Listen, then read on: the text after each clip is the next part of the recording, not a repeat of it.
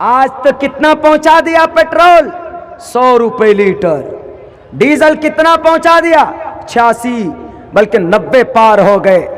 علاؤالدین خلجی، ان میں سے کسی مسلمان نے تلوار کے آدھار پر اسلام کا پرچار نہیں کروایا تھا.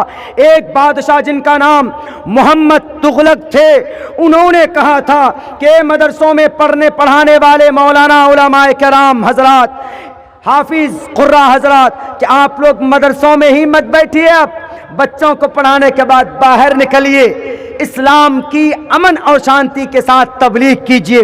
صرف ایک ہی بادشاہ تھا جس نے تبلیغ کرائی تھی اسلام کی، وہ بھی امن کے ساتھ، شانتی کے ساتھ. شہاب الدین گوری نے حملہ کیا. کن کے اوپر؟ اس وقت کا سب سے بڑا بادشاہ ہندو مہاراجا پرتھوی راج چوہان تھے. پرتھوی راج چوہان نے 1191 کے اندر شہاب الدین گوری کو شکست دے دی. شہاب الدین گوری واپس افغانستان چلا گیا.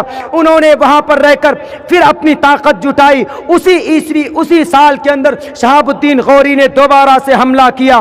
کتنے ہزار کو لے کر، کتنے لشکر کو لے کر؟ آپ کو تعجب ہوگا، صرف 12,000 لشکر لے کر وہ پہنچتا ہے. اور یہاں پر پرتھوی راج چوہان کے 1 لاکھ لشکر تھے. پرتھوی راج چوہان نے کہا کہ شہاب الدین گوری، تم کو عقل نہیں آئی؟ اس سے پہلے بھی میں نے تم کو یہاں سے بھیجا ہے، یہاں سے تم کو ہم نے بھگایا ہے. تو وہ واپس چلے گئے. شہاب الدین گوری دوبارہ سے رات کو جب حملہ کرتے ہیں تو پرتھوی راج چوہان کو شکست دے کر، اس کے بعد شہاب الدین گوری کو ایک بھی اولاد نہیں تھی. انہوں نے اپنے 2 غلام قطب الدین ایبک اور التمش کو حکومت دی بھارت کی، دونوں غلام کو، اور شہاب الدین غوری افغانستان چلے گئے. اس کے بعد غوری کے بعد اس کے اوپر، ہمارے بھارت کے اوپر ناصر بلبن کی 20 سال تک حکومت رہی. اس کے بعد اس دیش کے اندر خلجی، علاؤالدین خلجی، جلال الدین خلجی آئے. علاؤالدین خلجی کون؟ علاؤالدین خلجی مارکیٹ میں جا کر قیمت کی دام پوچھتے تھے کہ غریبوں کو کم پیسوں میں مل رہا ہے کہ زیادہ پیسوں میں مل رہا ہے. سب سے سستی منڈی مارکیٹ بھارت کی علاؤالدین خلجی کے زمانے میں تھا. آج تو کتنا پہنچا دیا پیٹرول؟ 100 روپے لیٹر. ڈیزل کتنا پہنچا دیا؟ 86 بلکہ 90 پار ہو گئے. علاؤالدین خلجی سب سے سستا منڈی، سب سے سستی منڈی بھارت کی علاؤالدین خلجی کے زمانے میں، جو جلال الدین خلجی کے بھتیجے تھے، ان کے زمانے میں ہوا. میرے بھائیوں، کسی بھی مسلمان نے 1798 کے اندر تب جا کر اس دیش میں تیمور آیا تھا، اور اسی تیمور نے سفید جھنڈا پہلے لگایا اور کہا کہ ہم امن کے ساتھ تمہاری دولت کو لوٹیں گے، کسی کو خون نہیں کریں گے، تم ہمارے ساتھ آ کر مل جاؤ. دوسرے دن انہوں نے سرخ رنگ کا جھنڈا لگایا کہ ہم فوجیوں کو قتل کریں گے. تیسرے دن انہوں نے کالا جھنڈا لگایا، سب کو قتل کریں گے، سب کو قتل کریں گے. پورے دیش کو تباہ کر دیا تھا. لیکن اسی تیمور کو ختم کرنے کے لیے تیمور نے سادات کے حوالے کر کے اس دیش کو لوٹ کر کے چین پر حملہ کرنے چلا گیا تھا. اس کے بعد اس دیش کے اندر مسلم امپیرر میں سے ابراہیم لودھی آئے. ابراہیم لودھی کا زمانہ تھا کہ تب جا کر 1526 کے اندر کون آئے اس دیش میں؟ مغل آئے، بابر آئے.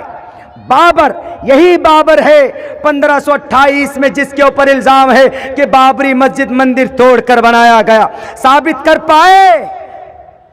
نہیں کر پائے ثابت. قیامت تک نہیں ثابت کر پاؤ گے کہ بابر نے 1528 میں مندر توڑ کر مسجد بنایا تھا. نہیں ثابت کر پاؤ گے.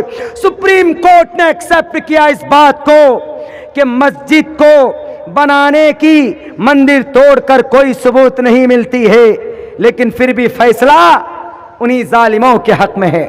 کرو تمہیں ظالم اور تمہیں منصف بن کر کے آئے ہو. ایشور تم سے سوال کرے گا، مرنے کے بعد حاضری ہوگی تمہاری، وہاں پر تمہیں جواب دینا ہوگا.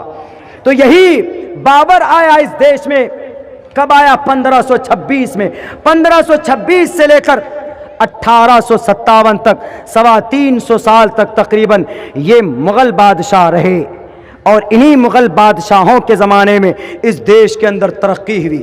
پورے بھارت کے اندر دو مسلم بادشاہ نے حکومت کی. ایک اورنگزیب نے اور ایک اکبر بادشاہ نے پورے بھارت، اکھنڈ بھارت کے اندر حکومت کی، لیکن کہیں پر کوئی ثبوت نہیں ملتی کسی بھی بادشاہ نے کلمے کی تبلیغ تلوار کے آدھار پر نہیں کی۔ بلکہ آپ کو میں یہ کہوں کہ 1881 کے اندر موتی سنگھ کا نام عبد الواسع خان کیسے پڑا تھا؟ اسلام کا پرچار تلوار کے آدھار پر کیا جاتا تو موتی سنگھ راجا تھا، ظالم تھا، لیکن پھر بھی مجبور ہو جاتا ہے کلمہ پڑھنے پر۔